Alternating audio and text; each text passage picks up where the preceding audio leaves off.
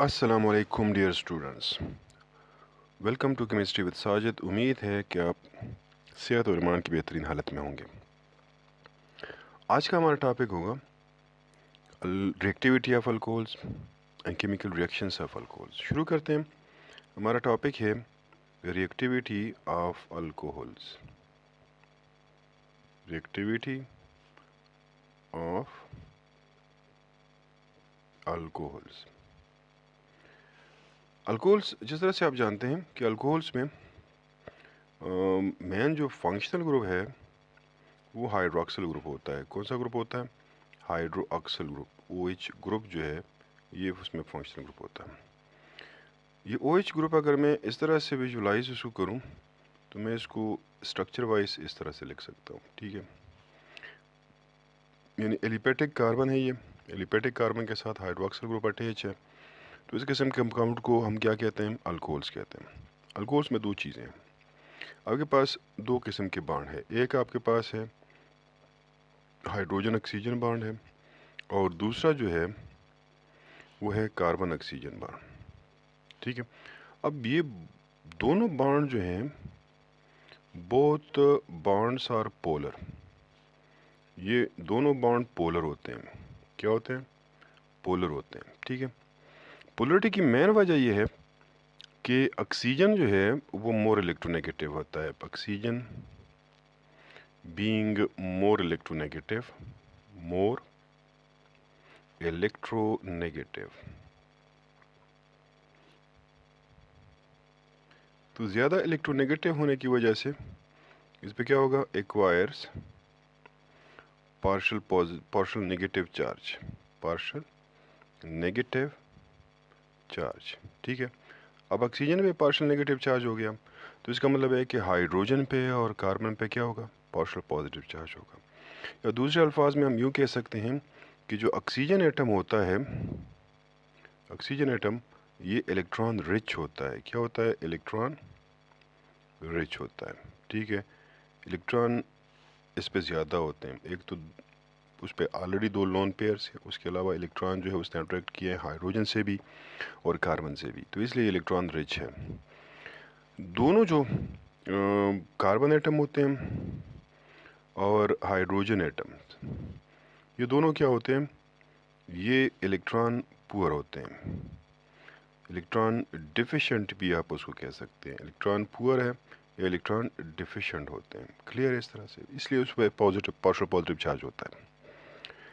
अच्छा, इस electron deficiency की वजह से हाइड्रोजन जो है, हाइड्रोजन के पार्शियल पॉजिटिव चार्ज की वजह से अल्कोहल आपको थोड़ा सा एसिडिक बिहेवियर शो करता है, क्योंकि ये एक्टिव मेटल्स लाइक सोडियम के साथ ही रिएक्ट करके आपको साल्ट देता है। अल्को ऑक्साइड, सोडियम अल्को ऑक्साइड साल्ट देता है, और उसके अलावा हाइड्रोजन गैस रिलीज़ होता है। बिल्कुल उसी तरीके से जिस तरह से ये मेटल्स रिएक्ट करते हैं किसी एसिड के साथ, यानी सल्फ्यूरिक एसिड के साथ या HCl के साथ, वहाँ पर भी सोडियम रिएक्ट करके साल्ट देता है और हाइड्रोजन गैस रिलीज़ करता है। यहाँ पर भी अगर सोडियम अल्कोहल के साथ रिएक्ट करके साल्ट देता है, हाइड्रोजन गैस रिलीज़ करता है, इसका मतलब है कि इस अल्कोहल जो है वो एक्ट कर रहा है like an acid.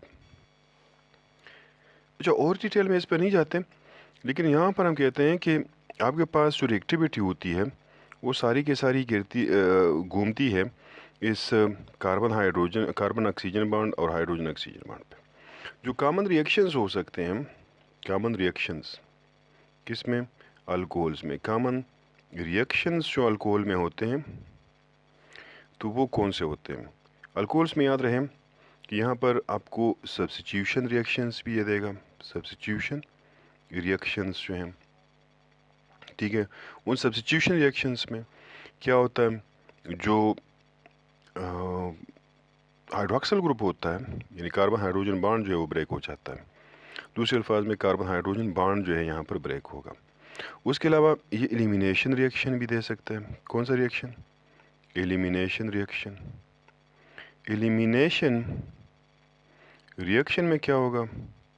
Hydroxyl group जो है वो रिमूव हो जाएगा, उसके साथ एडजेसेंट कार्बन से एक हाइड्रोजन एटम रिमूव हो जाएगा। ओवरऑल जो है वो वाटर रिमूव होगा तो डिहाइड्रेशन का अमल होगा, आपको हासिल हो जाएंगे अनसेचुरेटेड हाइड्रोकार्बन्स हासिल होंगे।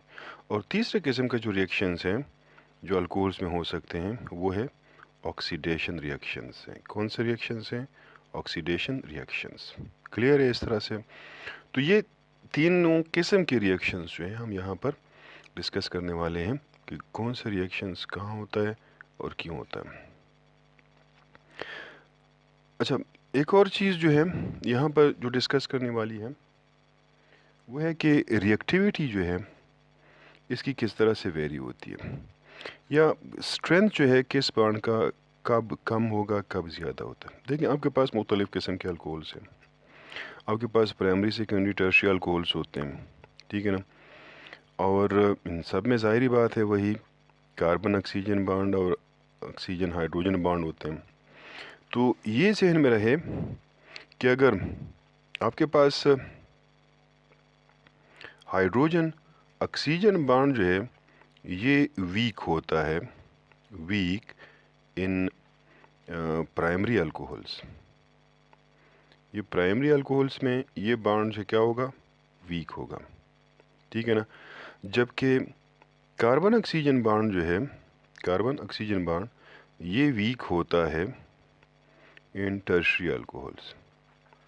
बात समझ आ रही है? दो मुख्तलिफ़ किस्म के रिएक्शंस जो है यहाँ पर आपको मिलेंगे, एक है कार्बन हाइड्रोजन बॉन्ड का और दूसरा होता है हाइड्रोजन ऑक्सीजन बॉन्ड का, और दूसरा है कार्बन ऑक्सीजन बॉन्ड। अब अगर हाइड्रोजन ऑक्सीजन बॉन्ड जो है वो इन्वॉल्व हो तो रिएक्शंस ऑर्डर जो है वो फिर क्या होंगे? रिएक्शन ऑर्डर्स जो हैं, यानी आपके पास फिर कोई रिएक्शन जो है वो कुछ इस तरह से होगा कि प्राइमरी अल्कोहल जो है उसका रिएक्शन तेज़ होगा सेकेंडरी अल्कोहल से, सेकेंडरी अल्कोहल का रिएक्शन जो है फास्ट होगा टर्शियरी अल्कोहल से। और अगर carbon oxygen bond breaking involve हो किसी भी रिएक्शन में तो फिर ऑर्डर जो है उसके रिवर्स हो जाएगा, यानी टर्शियरी अल्कोहल जो है उसका रिएक्शन फास्ट होगा कंपेयर टू सेकेंडरी अल्कोहल, और सेकेंडरी अल्कोहल का रिएक्शन फास्ट होगा कंपेयर टू प्राइमरी अल्कोहल। ये चीज़ जहन में रखनी है। बाकी जो है रिएक्शंस उसके बाद होते रहेंगे कि किस तरह से इसके रिएक्शंस जो है होते हैं, कौन कौन से रिएक्शंस जो है वो देता है। अच्छा, जो केमिकल रिएक्शंस डिस्कस किए गए हैं अल्कोहल्स के आपके टेक्स्ट में एफएससी पार्ट सेकंड में, तो वो कुछ यूँ है। पहला जो रिएक्शन डिस्कस किया है वो है reaction of alcohols with halogen acid, halogen acids. Halogen acids को आप HX भी लिख सकते हैं, HCl, HBr, HI, HF वगैरह ये हैलोजन एसिड कहलाते हैं। अच्छा, ये रिएक्शन आप एक और तरह से भी पढ़ सकते हैं। इस रिएक्शन में चूँकि यहाँ पर प्रिपरेशन होती है, प्रिपेयर होते हैं अल्काइल हैलाइड्स, तो आप इसको प्रिपरेशन ऑफ अल्काइल हैलाइड्स भी कह सकते हैं। और ये रिएक्शन पहले डिस्कस भी किया जा चुका है प्रिपरेशन ऑफ अल्काइल हैलाइड्स में, ठीक है। हम जर्नल में अगर एक रिएक्शन लेता हूँ तो मैं जर्नल इस तरह से रिएक्शन लेता हूँ कि अल्कोहल जो होते हैं ये क्या करते हैं, ये हैलोजन एसिड्स के साथ रिएक्ट करते हैं और यहाँ पर हमारे पास हासिल होते हैं अल्काइल हैलाइड्स और साथ में पानी बनता है, ठीक है। तो ये हो गए अल्कोहल्स, ये हो गया हैलोजन एसिड और ये हो गया अल्काइल हैलाइड्स, ठीक है। इस तरह से ये रिएक्शन होते हैं। उसके अलावा अगर मैं हैलोजन एसिड की रिएक्टिविटी जो है वो शो करूं, रिएक्टिविटी ऑर्डर जो होता है, reactivity order of halogen acid with alcohols, reactivity order जो है वो वेरी करती है इंक्रीजिंग एसिडिटी ऑर्डर में इसका होता है। मतलब जितना स्ट्रॉन्ग एसिड होगा उतनी उसका रिएक्शन फास्ट होगा। HI जो है वो स्ट्रॉन्गर एसिड है as compared to HBr stronger acid है एज़ कम्पेयर टू HCl, और HCl स्ट्रॉन्गर एसिड है एज़ कम्पेयर टू HF। लिहाजा अगर मैं रिएक्टिविटी ऑर्डर जो है वो हेलोजेंस का डिस्कस करता हूँ किसके साथ, विद अल्कोहल्स, तो वो कुछ इस ऑर्डर में होंगे जो कि मैंने यहाँ पर लिखा हुआ है कि सबसे फास्ट रिएक्शन जो है किसका होगा, हाइड्रोजन आयोडाइड का। सबसे स्लोएस्ट रिएक्शन जो है वो किसका होगा, हाइड्रोजन फ्लोराइड का होगा। याद रहे कि HI जो है और HBr का रिएक्शन फास्ट होता है, ठीक है ना। तो यहाँ पर कोई कैटलिस्ट की ज़रूरत नहीं होती, डू नॉट नीड कैटलिस्ट। यहाँ पर कोई कैटलिस्ट नहीं चाहिए होता, क्लियर है। HI का रिएक्शन जो है, HCl का रिएक्शन, चूँकि ये स्लो रिएक्शन देता है, इसको इसलिए हम कैटलिस्ट करते हैं। जो कैटलिस्ट इस्तेमाल करते हैं वो होता है इनहाइड्रस जिंक क्लोराइड होता है। और अब इस पूरे रिएजेंट को जिसमें आप HCl और इनहाइड्रस जिंक क्लोराइड इस्तेमाल करते हैं, इसको हम क्या कहते हैं, ल्यूकोस रिएजेंट कहते हैं, ल्यूकोस रिएजेंट। और यही ल्यूकोस रिएजेंट है जो कि हम इस्तेमाल करेंगे distinction of primary and secondary alcohols में। ल्यूकोस रिएजेंट इस्तेमाल करते हुए आप प्राइमरी सेकेंडरी और टर्शियरी अल्कोहल्स को आइडेंटिफाई कर सकते हैं। इसलिए इस चीज़ को मैं कहता हूँ ल्यूकोस टेस्ट कहता हूँ। क्या कहता हूँ, ल्यूकोस टेस्ट। और ल्यूकोस टेस्ट किसके लिए होता है, आइडेंटिफिकेशन के लिए होता है, identification of primary secondary and tertiary alcohols के लिए, क्लियर है। अब आइडेंटिफाई करते हैं कि ये किस तरह से आइडेंटिफाई हो सकते हैं। देखिए, अगर आपके पास कोई सा भी टर्शियरी अल्कोहल है, मिसाल के तौर पर मेरे पास एक टर्शियरी अल्कोहल है, इस तरह से मैं उसका वो लिख देता हूँ, यहाँ पर वो OH है। इसको आप ट्रीट करते हैं HCl के साथ, और ये HCl जो है वो इनहाइड्रस जिंक क्लोराइड की मौजूदगी में हो, तो ज़ाहिर बात है ये क्या हो गया, ल्यूकोस रिएजेंट हो गया। जब ये रिएक्ट करेगा तो आपके पास हासिल होगा अल्काइल क्लोराइड जो है वो हासिल होगा, और साथ में H2O बनेगा, क्लियर। इसी तरह से अगर आप कोई सा सेकेंडरी अल्कोहल लेते हैं, मिसाल के तौर पर ये मेरे पास एक सेकेंडरी अल्कोहल है, इसको मैं ट्रीट करता हूँ ल्यूकोस रिएजेंट के साथ। और ल्यूकोस रिएजेंट के साथ ट्रीट करेंगे, अगेन आपको वही अल्काइल क्लोराइड जो है वो हासिल होगा, और साथ में वाटर बनेगा।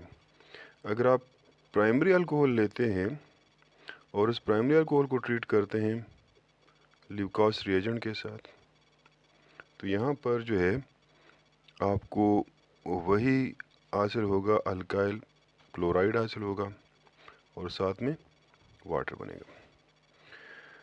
ये भी याद रहे कि ये जो अल्काइल हैलाइड होते हैं या अल्काइल क्लोराइड जो बन गए हैं, ये क्या होते हैं, ये वाटर इनसॉल्युबल होते हैं, वाटर इनसॉल्युबल।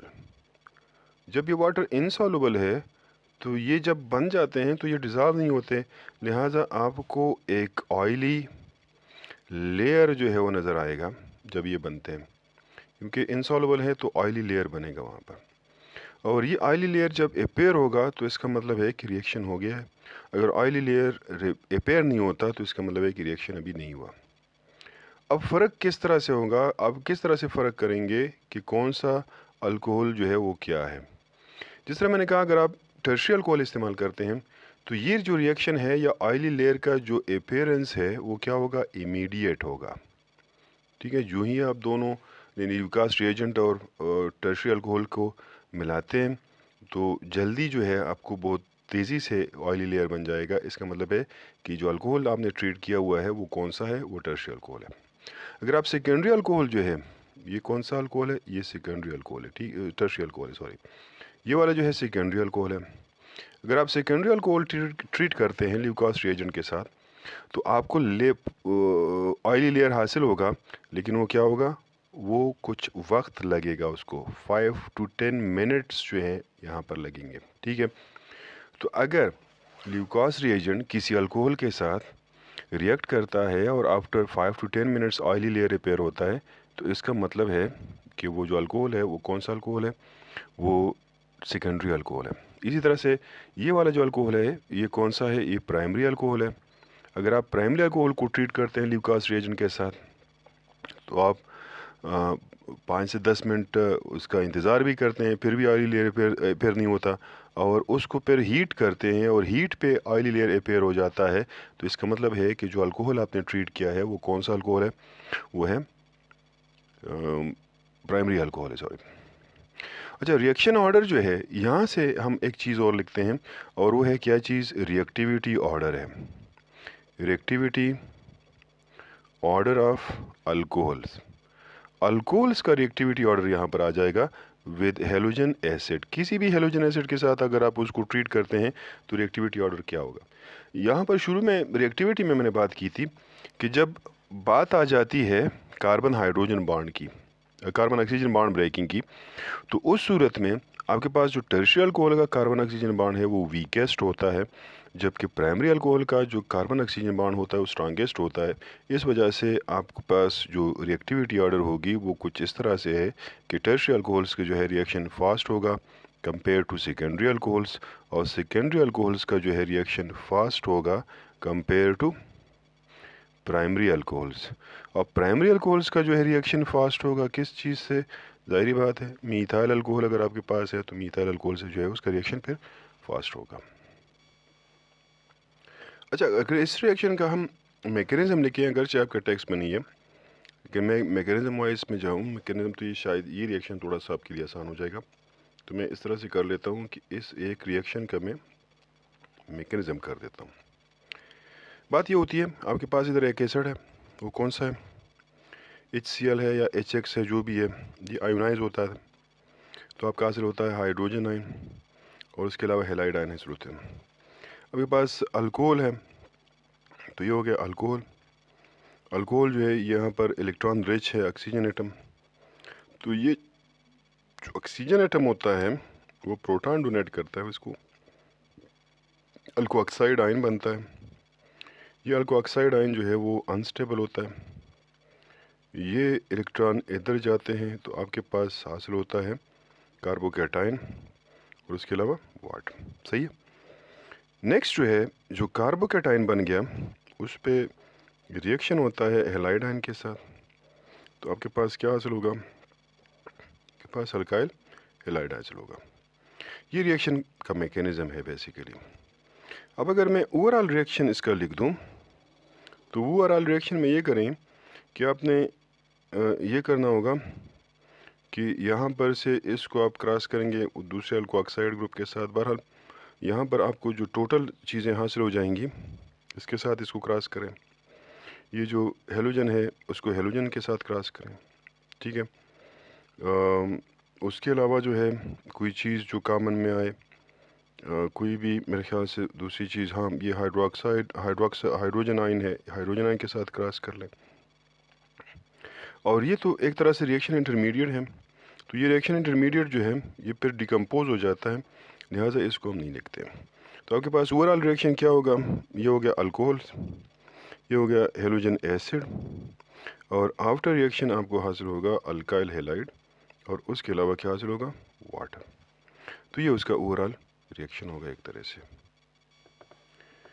एक और रिएक्शन जो अल्कोहल्स जो है वो दे सकते हैं वो है reaction with thionyl chloride. Reaction with thionyl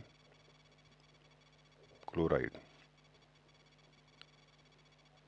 thionyl chloride का फार्मूला होता है SOCl2 होता है थायोनाइल क्लोराइड। अगर अल्कोहल जो है आप उसको ट्रीट करते हैं किसके साथ, थायोनाइल क्लोराइड के साथ, और ये रिएक्शन होगा पाइरिडीन में, पाइरिडीन, ठीक है ना। तो आपको हासिल होगा अल्काइल क्लोराइड हासिल होंगे, उसके अलावा सल्फर डाइऑक्साइड और हाइड्रोजन क्लोराइड हासिल होगा। ये भी याद रहे कि हाइड्रोजन क्लोराइड जो है ये गैसियस फॉर्म में होता है, सल्फर डाइऑक्साइड गैसियस फॉर्म में होता है, तो ये गैसेस जो है ये एस्केप हो जाते हैं, आपके पास प्योर जो है अल्काइल हेलाइड बचता है, ठीक है, alkyl halide.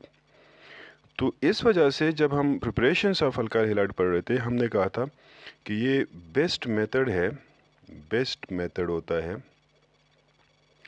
For preparation of alkyl halide, for preparation of alkyl chlorides, ठीक है। क्योंकि यहाँ पर प्योरीफिकेशन की ज़रूरत नहीं होती, वर्कअप की ज़रूरत नहीं होती, आपको डायरेक्ट जो है वो प्योर प्रोडक्ट जो है वो हासिल हो जाता है। मिसाल के तौर पर अगर ये रिएक्शन मैं करता हूँ मीथेनॉल के साथ, आप मीथेनॉल को ट्रीट करते हैं थायोनाइल क्लोराइड के साथ ट्रीट करते हैं, जिस तरह मैंने कहा रिएक्शन होगा पायरिडीन में, तो आपको हासिल होगा मीथाइल क्लोराइड हासिल होगा, सल्फर डाइऑक्साइड गैस और उसके अलावा हाइड्रोजन क्लोराइड गैस। तो ये आपके पास आ गया मीथाइल क्लोराइड। ठीक है, इस तरह से ये रिएक्शन होता है। एक और हेलोजेनेटिंग एजेंट जो है वो हेलोजन फास्फोरस हेलाइड्स होते हैं। तो उसके साथ अगर मैं इसको ट्रीट करूं reaction with phosphorus halides, phosphorus halides, अगर आप इसको ट्रीट करते हैं PX3 के साथ या आप उसको ट्रीट करते हैं PX5 के साथ, तो इस सूरत में भी आपको क्या हासिल होंगे, प्रिपरेशन ऑफ अल्काइल हेलाइड्स ही हैं। मिसाल के तौर पर अगर आप ट्रीट करते हैं किसी भी अल्कोहल को लेते हैं और उसको ट्रीट करते हैं PX3, कोई सा भी फास्फोरस हेलाइड आप लेते हैं, तो आपको हासिल होगा अल्काइल हेलाइड हासिल होंगे और उसके अलावा H3PO3 जो है हासिल होगा फास्फोरस एसिड। 3 मालिक्यूल जो है अल्कोहल के चाहिए होंगे और आपको पास हासिल होंगे 3 मालिक्यूल जो है अल्काइल हेलाइड्स के। मसलन अगर मेरे पास मीथेनॉल है और इस मीथेनॉल को मैं ट्रीट करता हूँ फास्फोरस ट्राइक्लोराइड के साथ, तो प्रोडक्ट जो हासिल होगा वो क्या होगा, वो होगा CH3 बॉन्ड Cl यानी मीथाइल क्लोराइड के 3 मॉलिक्यूल्स और H3PO3 जो है यानी फास्फोरस एसिड, फास्फोरस एसिड हासिल होगा। फास्फोरिक एसिड नहीं है, याद रहे फास्फोरिक एसिड H3PO4 होगा। ठीक है, तो ये भी हेलोजेनेटिंग एजेंट के साथ रिएक्शन है। याद रहे कि अभी तक हमने 3 रिएक्शन पढ़े हैं। एक रिएक्शन हमने पढ़ा था हेलोजन एसिड के साथ, दूसरा हमने पढ़ा था एनाल क्लोराइड के साथ, तीसरा रिएक्शन हमने पढ़ा फास्फोरस हेलाइड के साथ। तीनों जो है ये इनको हम कलेक्टिवली हेलोजेनेटिंग एजेंट कह सकते हैं। और ये हेलोजेनेटिंग एजेंट क्या करते हैं, अल्कोहल्स का हाइड्रोक्सिल ग्रुप जो है उसको रिप्लेस करते हैं, किस चीज़ के साथ, हेलोजन एटम के साथ जो है उसको रिप्लेस कर दिया जाता है।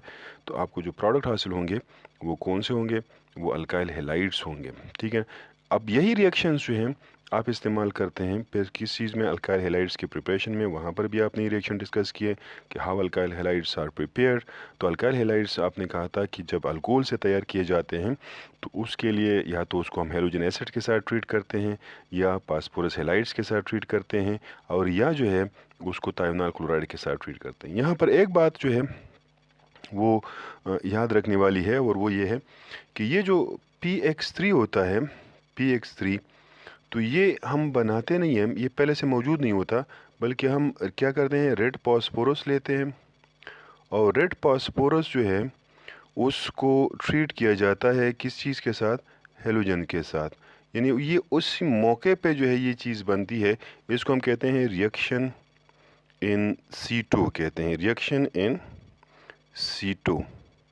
सीटो का मतलब है कि वेयर इट इज़ सिचुएटेड, जहाँ पे ये सिचुएटेड होता है, जहाँ पर ये क़याम पज़ीर होता है, तो वहाँ पर ये रिएक्शन करता है। तो रेड फास्फोरस को हम ट्रीट करते हैं हेलोजन के साथ, उससे हमें यहाँ फास्फोरस ट्राइहेलाइड हासिल होते हैं। फास्फोरस ट्राइहेलाइड्स जो है वो फिर रिएक्ट करते हैं अल्कोहल्स के साथ, जिसकी वजह से हमें हासिल होते हैं अल्काइल हेलाइड्स और साथ में फास्फोरस एसिड बनते हैं।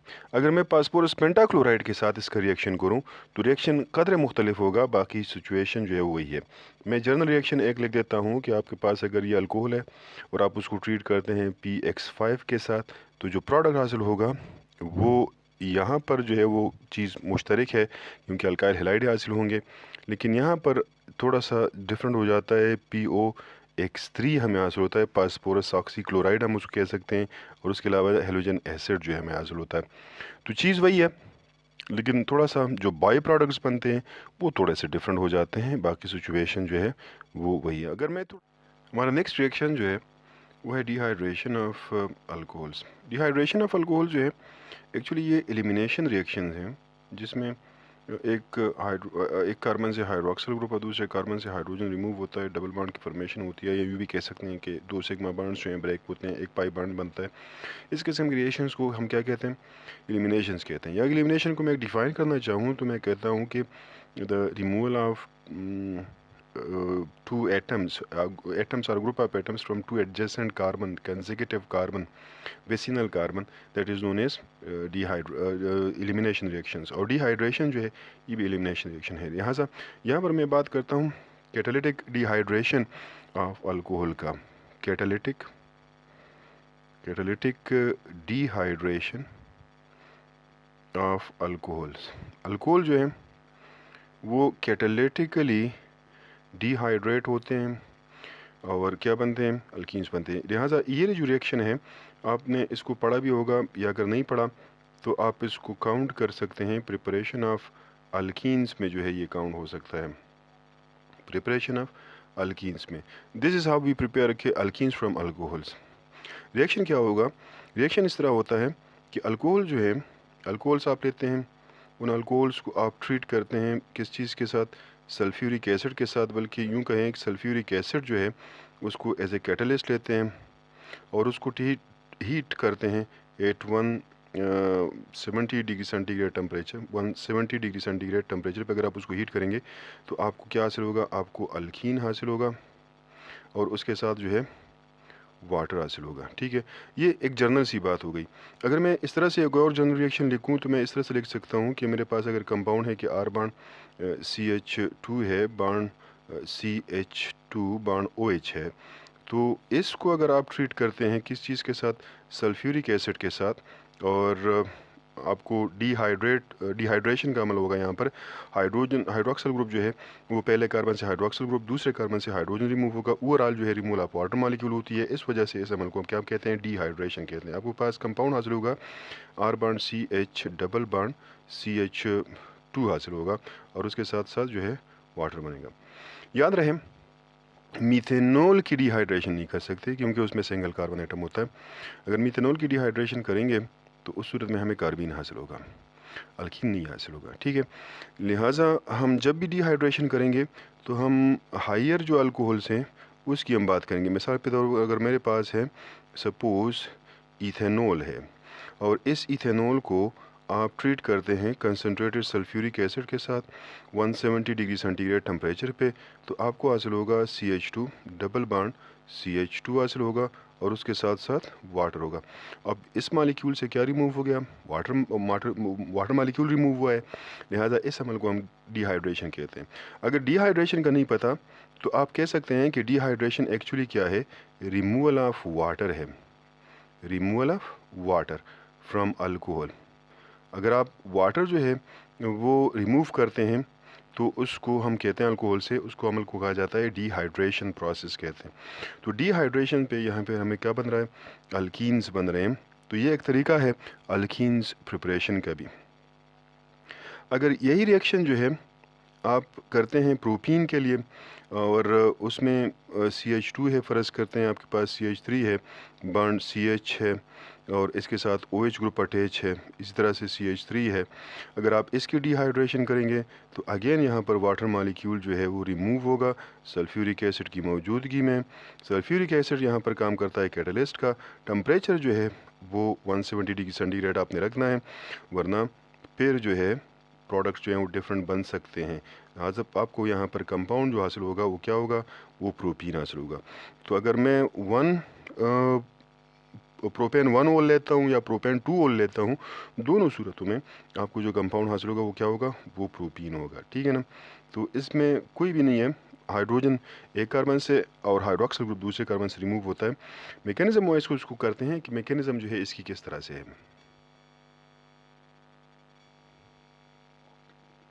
मैकेनिज्म ऑफ डिहाइड्रेशन में अगर हम बात करते हैं, मैकेनिज्म ऑफ डिहाइड्रेशन कि डिहाइड्रेशन का अमल जो है वो किस तरह से होता है? Dehydration of alcohols. ठीक है, ये देखते हैं कि मैकेनिज्म जो है इसका किस तरह है। देखिए आपके पास आपने इस्तेमाल किया था कैटलिस्ट सल्फ्यूरिक एसिड, तो हम कहते हैं कि ये सल्फ्यूरिक एसिड जो है ये चूँकि एसिड है ये आयोनाइज होगा रिवर्सिबली हाइड्रोजन आयन में और हाइड्रोजन सल्फेट आयन में, ठीक है। इस तरह से आयनाइज हो गया। अब आपके पास ये अल्कोहल है, मैं मीथेनॉल लेता हूँ, CH3 bond CH bond OH में इस तरह से लेता हूँ। ये हाइड्रोजन जो है ये ऑक्सीजन का इलेक्ट्रॉन पेयर एक्सेप्ट कर लेता है। आपको हासिल होगा ऑक्सोनियम आयन हासिल होगा, CH3 bond CH2 bond O bond H और इस ऑक्सीजन पे पॉजिटिव चार्ज होगा। इस आयन को हम कहते हैं ऑक्सोनियम आयन, ऑक्सोनियम आयन कहा जाता है। ये ऑक्सोनियम आयन अनस्टेबल होता है, लिहाजा ये डिकम्पोज होगा CH3 bond CH2 bond O bond H और ये प्लस, ये इलेक्ट्रॉन पेयर जो है ये मूव करता है ऑक्सीजन की तरफ। आपको हासिल होगा CH3 हासिल होगा, बांड CH2 प्लस हासिल होगा और इस तरह से वाटर बनता है। ये जो चीज़ बन गई है कि ये क्या है, ये आपके पास है ईथाइल कार्बोकेटाइन है, ईथाइल कार्बोकेटाइन। कार्बोकेटाइन आपने पढ़े होंगे। कार्बोकेटाइन क्या होते हैं, ऐसे ऑर्गेनिक स्पीशीज़ होते हैं जिसमें कार्बन पे कंप्लीट पॉजिटिव चार्ज होता है, या ऐसी स्पीशीज़ जो कार्बन और हाइड्रोजन से बने हुए हों और किसी एक कार्बन पे कंप्लीट पॉजिटिव चार्ज हो, तो उस स्पीशी को हम कहते हैं कार्बोकेटाइन कहते हैं, ठीक है। कार्बोकेटाइन बन गया। अब नेक्स्ट जो है वो क्या होगा, नेक्स्ट इस तरह होता है कि ये जो हाइड्रोजन सल्फाइड आयन है ना,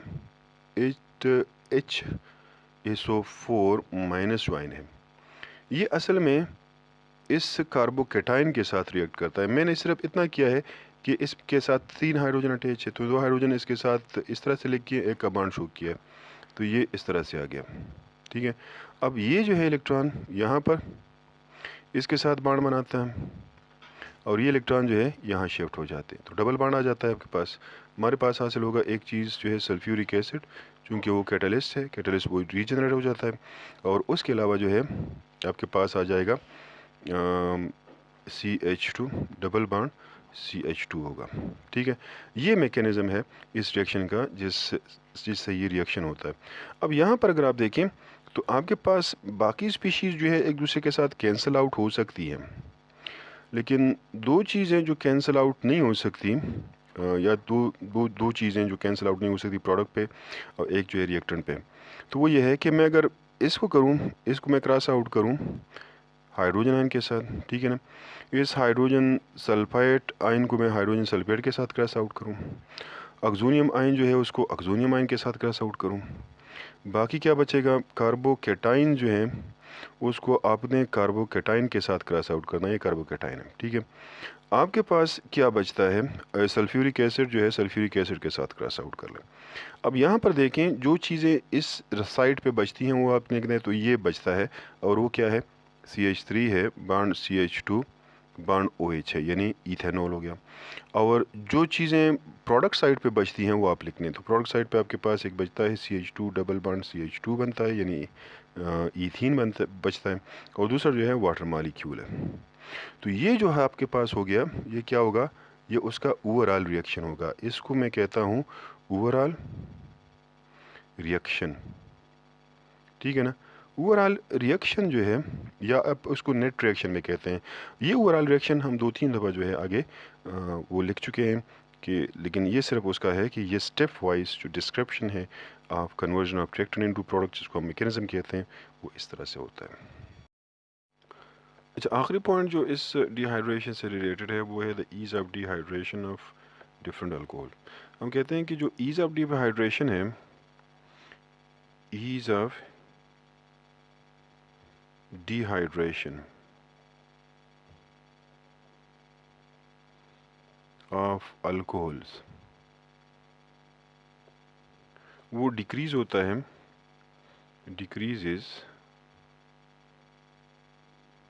decreases from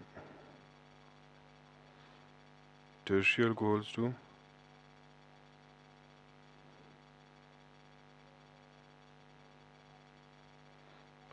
to primary alcohols.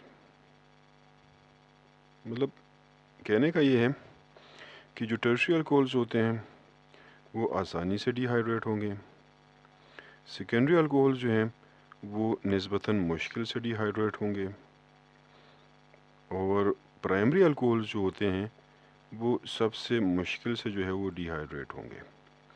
Primary alcohols में भी अगेन वही बात मैं करूँगा, अगर आपके पास मीथाइल अल्कोहल है यानी मीथेनॉल है, तो मीथेनॉल जो है उसकी डिहाइड्रेशन जो है सबसे मुश्किल होगी। तो ये है वो ease of dehydration of alcohols. ये ऑर्डर आपने ज़रूर याद रखना है कि किस ऑर्डर में डिहाइड्रेशन आसान होती है, किस ऑर्डर में डिहाइड्रेशन जो है वो मुश्किल से होती है। नेक्स्ट जो रिएक्शन यहाँ पर डिस्कस करने वाले हैं वो है oxidation of alcohols. Oxidation of alcohols, देखिए ऑक्सीडेशन ऑफ अल्कोहल्स जो हैं, जब भी आप अल्कोहल्स ऑक्सीडाइज करेंगे तो आपको जो है कार्बोनाइल कंपाउंड्स हासिल होते हैं। तो मैं जनरली लिख सकता हूँ कि अल्कोहल्स जो हैं, अगर आप अल्कोहल्स लेते हैं और आप उसकी ऑक्सीडेशन करते हैं, उसको आप ऑक्सीडाइज करते हैं, तो ये क्या बनाएंगे, कार्बोनाइल कंपाउंड्स बनाएंगे। कार्बोनाइल कंपाउंड्स क्या होते हैं, कार्बोनाइल कंपाउंड्स जो हैं, ऐसे कंपाउंड अल्डिहाइड्स और कीटोन्स जो हैं, इसको कलेक्टिवली हम कार्बोनाइल कंपाउंड्स कहते हैं। उसके अलावा भी कार्बोनाइल कंपाउंड्स हैं, कार्बोक्सिलिक एसिड है, ईस्टर्स है, उसके अलावा एसिड हेलाइड्स वगैरह, लेकिन ये हम कहते हैं कि ये कंपाउंड्स बनते हैं, अल्डिहाइड्स और कीटोन्स बनते हैं। उसके अलावा कार्बोक्सिलिक एसिड भी बनते हैं, that depends upon the oxidising agent. अच्छा, कौन से अल्कोहल जो है वो अल्डिहाइड बनाएंगे, कौन से अल्कोहल जो है वो कीटोन्स बनाएंगे, that depends upon the nature of alcohols. अगर मेरे पास है प्राइमरी अल्कोहल है, सपोज कोई सा भी प्राइमरी अल्कोहल है, और आप उस प्राइमरी अल्कोहल जो है उसकी ऑक्सीडेशन करते हैं, तो वो ऑक्सीडेशन पे क्या बनाएगा, अल्डिहाइड बनाएगा। ठीक है, ये हो गया एक। दूसरी बात है, अगर आपके पास सेकेंडरी अल्कोहल है और आप सेकेंडरी अल्कोहल जो है उसकी ऑक्सीडेशन करते हैं, सेकेंडरी अल्कोहल उसकी ऑक्सीडेशन करते हैं, तो यहाँ पर क्या बनेगा, कीटोन बनेगा। ठीक है, कीटोन्स। टर्शियरी अल्कोहल्स की ऑक्सीडेशन नहीं हो सकती, और उसके लिए सादा सा जो है जवाब ये है कि क्यों नहीं हो सकती, तो उसके लिए सादा सा जवाब ये है कि टर्शियरी अल्कोहल में कोई अल्फ़ा हाइड्रोजन नहीं है। बाकी मैं समझाता हूँ कि अल्फ़ा हाइड्रोजन क्या है। ठीक है, प्राइमरी अल्कोहल्स जो हैं वो ऑक्सीडेशन पे अल्डिहाइड्स बनाते हैं, लेकिन अल्डिहाइड्स जो हैं ये फर्दर भी ऑक्सीडाइज हो सकते हैं उसी कंडीशंस पे बाद औक़ात, और ये क्या बनाएंगे, कार्बोक्सिलिक एसिड यानी सी एसिड्स बनाएंगे। Same is the case with ketones. Ketones अगर वो फर्दर ऑक्सीडाइज हो सकते हैं तो वो भी कार्बोक्सिलिक एसिड्स बनाएंगे। कार्बन डाइऑक्साइड बाद औक़ात बनाते हैं और कार्बोक्सिलिक एसिड जो है उसके साथ बनता है। तो इसलिए हम कह सकते हैं कि अगर हम पार्शल ऑक्सीडेशन उसकी करते हैं तो पार्शल ऑक्सीडेशन में हमारे पास अल्डिहाइड्स बनेंगे प्राइमरी अल्कोहल से, कंप्लीट ऑक्सीडेशन पे जो है वो कार्बोक्सिलिक एसिड्स बनेंगे। सेकेंडरी अल्कोहल से उसके ऑक्सीडेशन करते हैं तो कीटोन्स बनते हैं। कीटोन्स को अगर स्ट्रॉन्ग ऑक्सीडाइजिंग एजेंट के साथ ट्रीट किया जाता है तो उस सूरत में भी आपको कार्बोक्सिलिक एसिड जो हासिल होंगे। पहले मैं बात यहाँ पर कर लेता हूँ, फिर एक दो रिएक्शंस उसे करते हैं कि आपके पास ऑक्सीडाइजिंग एजेंट्स जो हैं वो कौन से होने चाहिए। ऑक्सीडाइजिंग एजेंट्स, अगर आप वेगोरस ऑक्सीडेशन करते हैं, वेगोरस ऑक्सीडेशन, तो वेगोरस ऑक्सीडेशन किया जा सकता है किस चीज़ से, स्ट्रॉन्ग ऑक्सीडाइजिंग एजेंट से। और स्ट्रॉन्ग ऑक्सीडाइजिंग एजेंट कौन से हैं, आपके पास है KMnO4 है, एसिडिफाइड KMnO4, या K2Cr2O7 है, पोटाशियम डाइक्रोमेट जिसको हम कहते हैं, या KCrO4 है, पोटाशियम क्रोमेट जिसको कहते हैं। और ये सारे के सारे क्या होंगे, एसिडिफाइड होंगे, मतलब कंसनट्रेटेड एसिड के साथ इसको आप मिला के ऑक्सीडाइजिंग एजेंट के तौर पर इस्तेमाल करते हैं। क्योंकि जब सल्फ्यूरिक एसिड इनके साथ रिएक्शन करता है, रिएक्ट करता है, तो उस सूरत में आपको ऑक्सीजन हासिल होता है। वही ऑक्सीजन जो है वो फिर ऑक्सीडेशन काज करता है अल्डिहाइड्स का भी और कीटोन्स का भी। अच्छा, उसके अलावा एक ऑक्सीडाइजिंग एजेंट इस्तेमाल करते हैं जिसको हम सिंपली कह सकते हैं कि ये थोड़ा सा माइल्ड ऑक्सीडाइजिंग एजेंट होता है, माइल्ड ऑक्सीडाइजिंग एजेंट। वो जो माइल्ड ऑक्सीडाइजिंग एजेंट है आमतौर पर वो इस्तेमाल होता है किस चीज़ के लिए, पार्शल ऑक्सीडेशन के लिए, तो उसको हम एब्रीवेट करते हैं PCC। PCC क्या है, इसको हम कहते हैं पाइरिडीनियम क्लोरो क्रोमेट, उसको कहते हैं पाइरिडीनियम क्लोरो क्रोमेट। ठीक है ना। केमिकल फार्मूला उसका क्या है, C5 है, H5 है, NH है, Cl, CrO3 जो है उसका केमिकल फार्मूला है। बनाया किस तरह से जाता है पाइरिडीनियम क्लोरोक्रोमेट, पाइरिडीनियम क्लोरोक्रोमेट, तो आप उसको बना सकते हैं कि आप क्रोमिक जो ऑक्साइड होता है, क्रोमिक ऑक्साइड, आप क्रोमियम ऑक्साइड को डिज़ाल्व कर लें किस चीज़ के साथ, HCl के में डिज़ाल्व कर लें, और फिर उन दोनों को आप ट्रीट कर लें किसके साथ, पायरिडीन के साथ, तो आपको हासिल होगा पायरिडियम क्लोरोक्रोमेट हासिल होगा। उस पायरिडियम क्लोरोक्रोमेट जो है ये कुछ माइल्ड ऑक्सीडाइजिंग एजेंट होता है, लिहाजा अगर आप ऑक्सीडेशन करते हैं यूजिंग PCC तो आपके पास रिएक्शन जो है वो अल्कोहल के स्टेज पे या कीटोन के स्टेज पे रुक जाता है, जिसको हम कहते हैं पार्शियल ऑक्सीडेशन। कंप्लीट ऑक्सीडेशन जो है ऊपर जो मैंने स्ट्रॉन्ग ऑक्सीडाइजिंग एजेंट दिए हुए हैं, विगोर ऑक्सीडेशन जो है उससे आप उसकी कर सकते हैं। एक दो एग्जांपल यहाँ पर हम डिस्कस करते हैं कि ऑक्सीडेशन जो है अगर होती है, मिसाल के तौर पर अगर मेरे पास है एक अल्कोहल है, अगर मैं उसको लिखता हूँ कि मेरे पास है CH3 है और OH है, और CH3OH जो है उसकी आप ऑक्सीडेशन करते हैं तो यहाँ पर आपको क्या हासिल होगा, यहाँ पर आपको हासिल होगा C double bond O bond H हासिल होगा।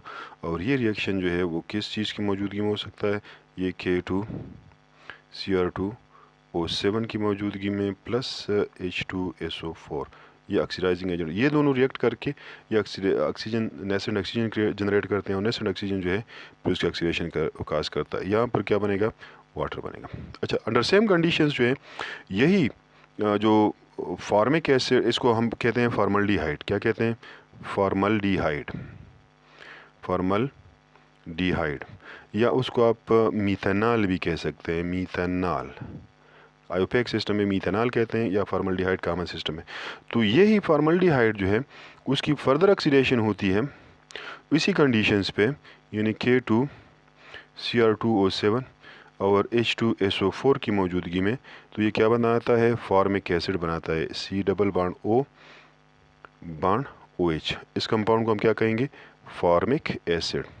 तो फॉर्मिक एसिड क्या है, एक कार्बोक्सिलिक एसिड, इसका आयोपेक नाम क्या होगा, या आयोपेक नाम होगा इसका मीथेनोइक एसिड होगा, मीथेनोइक एसिड।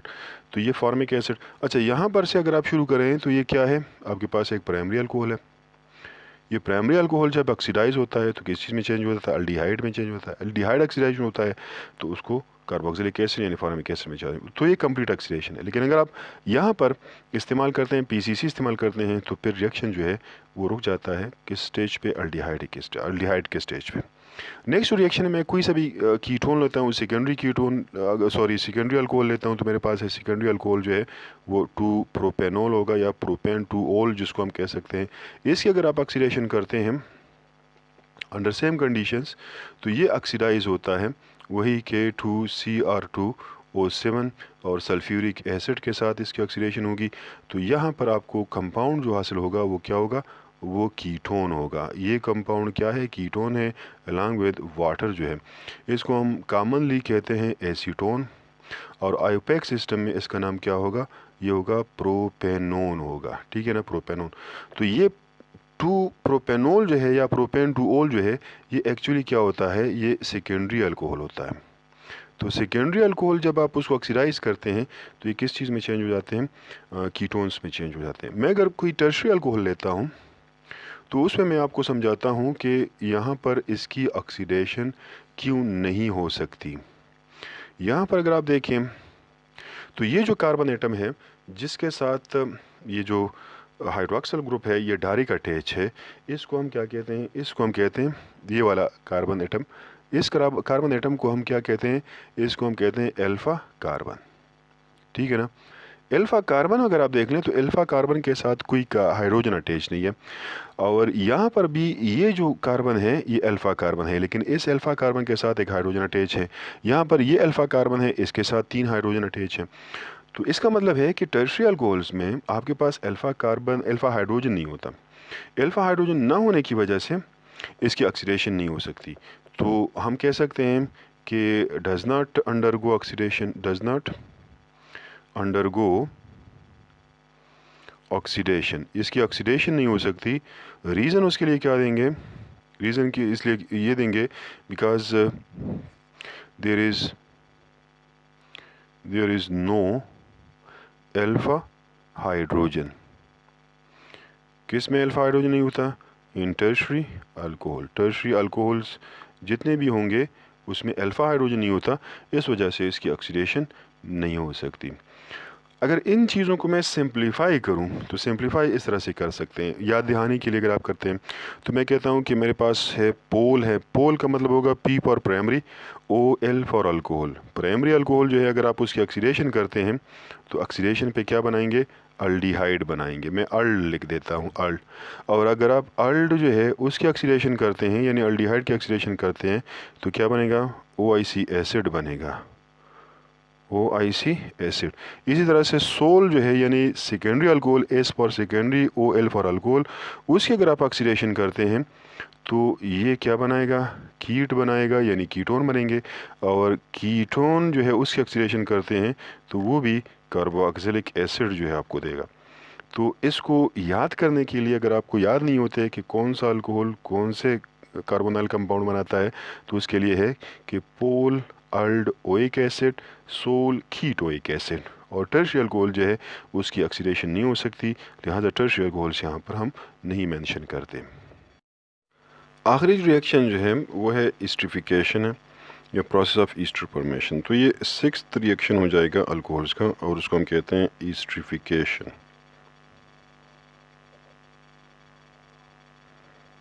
ईस्टरिफिकेशन क्या है, हम इसको कहते हैं the process of Easter formation. जो है प्रोसेस ऑफ ईस्टर फॉर्मेशन, इसको हम कहते हैं ईस्टरिफिकेशन, यानी वो प्रोसेस जिसमें ईस्टर बनते हैं उसको ईस्टरिफिकेशन कहा जाता है। ईस्टर्स किस तरह बनते हैं, अगर आप अल्कोहल जो है उसको ट्रीट करते हैं, अल्कोहल्स किसी भी कार्बोक्सिलिक एसिड के साथ यानी C एसिड के साथ, किस चीज़ की मौजूदगी में, सल्फ्यूरिक एसिड की मौजूदगी में। Sulphuric acid act as catalyst, तो आपको प्रोडक्ट हासिल होंगे क्या, ईस्टर हासिल होंगे। और इसके अलावा जो है पानी बनता है। ये रिएक्शन रिवर्सिबल होता है, रिवर्सिबल रिएक्शन होता है। अगरचे in case of simple esters जो है अगर आप यूज़ करते हैं, सिंपल अल्कोहल से यूज़ करते हैं या सिंपल कार्बोक्सिलिक एसिड्स यूज़ करते हैं तो आपको रिएक्शन जो है the equilibrium will lies towards the product side. Equilibrium ज़्यादातर जो है वो प्रोडक्ट साइड पे होगा।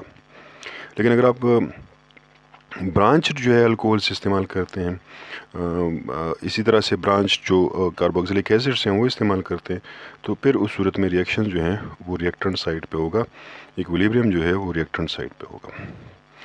यहाँ पर एक दो एग्जांपल्स मैं लिखता हूँ। मिसाल के तौर पर अगर आपके पास कंपाउंड है कि CH3 है, बॉन्ड OH है, उसको आप ट्रीट करते हैं CH3 bond C double bond O bond OH के साथ यानी कार्बोक्सिलिक एसिड। ये आपके पास है मीथेनॉल है, इस मीथेनॉल को आप ट्रीट करते हैं एसिटिक एसिड के साथ। किस चीज़ के साथ, एसिटिक एसिड के साथ आप ट्रीट करते हैं अगेन सल्फ्यूरिक एसिड की मौजूदगी में। जैसे मैं बताया सल्फ्यूरिक एसिड क्या काम करेगा, कैटलिस्ट का काम करेगा। तो आपको पास कंपाउंड हासिल होगा CH3 C double bond O CH3 हासिल होगा प्लस वाटर जो है वो हासिल होता है। यहाँ पर होता क्या है उसको थोड़ा सा नोट करना है अपने। होता ये है असल में कि यहाँ पर जो हाइड्रोजन एटम होता है ऑफ दी हाइड्रोजन एटम तो नहीं है, यह हाइड्रोक्सिल पूरा रिमूव होता है। हाइड्रोक्सिल ग्रुप जो है वो रिमूव हो जाता है, यहाँ पर से हाइड्रोजन रिमूव होता है। ये अल्कोऑक्सी ग्रुप जो है वो अटैक करता है कार्बोनाइल कार्बन पे और इसी तरह से हमारे पास ये कंपाउंड बनता है। ये जो मीथाइल ग्रुप है ये असल में आया कहाँ से है, अल्कोहल से। इसका नाम क्या होगा, इसका नाम जो है उस अल्काइल ग्रुप का आप नाम पहले लिखेंगे जो अल्कोहल से आया हो।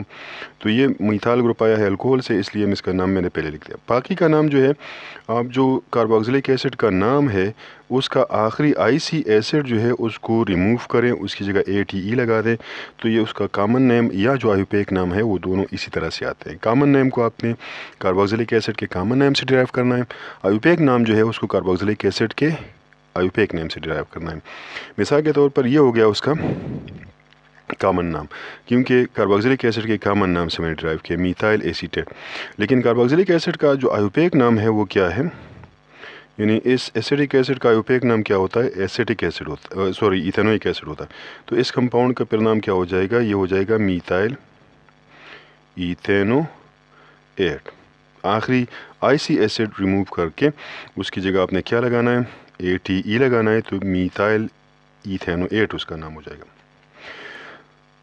ये जो तरीका है प्रिपरेशन ऑफ ईस्टर्स का, ये कहलाता है फिशर ईस्टरिफिकेशन। बाद औक़ात इसको कहते हैं Emil Fischer esterification. Fischer esterification, Emil Fischer esterification भी कहते हैं इसको।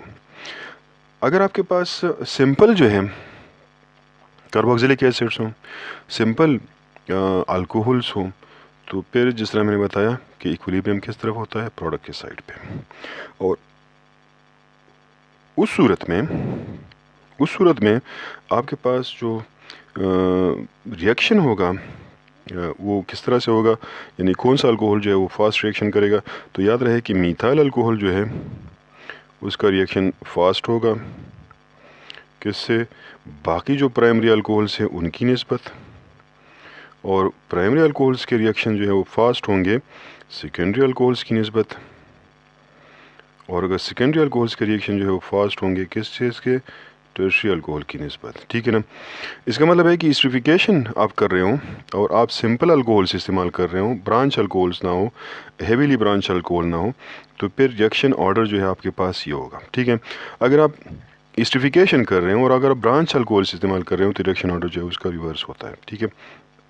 एक और चीज़ आपने यहाँ पर नोट करनी है और वो ये है कि अगर आपने प्रोडक्ट्स बनाने हैं, वाकई आपने प्रोडक्ट्स बनाने हैं, आपने ईस्टर बनाने हैं, तो फिर ये चीज़ चूँकि ये रिएक्शन चूँकि इक्विलिब्रियम में है, तो इस इक्विलिब्रियम को आप किस तरह से फॉरवर्ड डायरेक्शन में लेके जाएंगे। तो आप रिएक्शन जो है आप यूँ कह सकते हैं टू गेट मोर प्रोडक्ट, ज़्यादा प्रोडक्ट बनाने के लिए, प्रोडक्ट कौन से बनते हैं, ईस्टर, ज़्यादा प्रोडक्ट बनाने के लिए आप तो ये करें कि आप एक्सेस में जो है एक्सेस में इस्तेमाल करें अल्कोहल्स को, ठीक है ना, या एक्सेस में आप इस्तेमाल करें कार्बोक्सिलिक एसिड्स को, और या जो है एक चीज़ और है वो ये है कि आप रिमूवल करें किस चीज़ की, रिमूवल ऑफ ईस्टर्स, या जो है वाटर उसकी रिमूव करते हैं तो आपके पास ज़्यादा प्रोडक्ट जो हासिल होता है। तो दो तरीक़ों से आप इस रिएक्शन को फॉरवर्ड डायरेक्शन में शिफ्ट कर सकते हैं, either taking excess of reactant और by continuously removing of the product. तो ये सारा कुछ था अल्कोहल्स के रिएक्शंस के बारे में। एक लेंथी वीडियो है, लेकिन अगर आप पूरी वीडियो देखेंगे तो इंशाल्लाह चीज़ें आपके लिए आसानी होगी। इतने सब्र का जो आपने किया है पूरी वीडियो देखने का बहुत बहुत शुक्रिया। वीडियो को लाइक भी कीजिएगा, चैनल को सब्सक्राइब भी कीजिएगा और दोस्तों के साथ शेयर भी कीजिएगा। अपना ख्याल रखें। खुदा हाफिज़।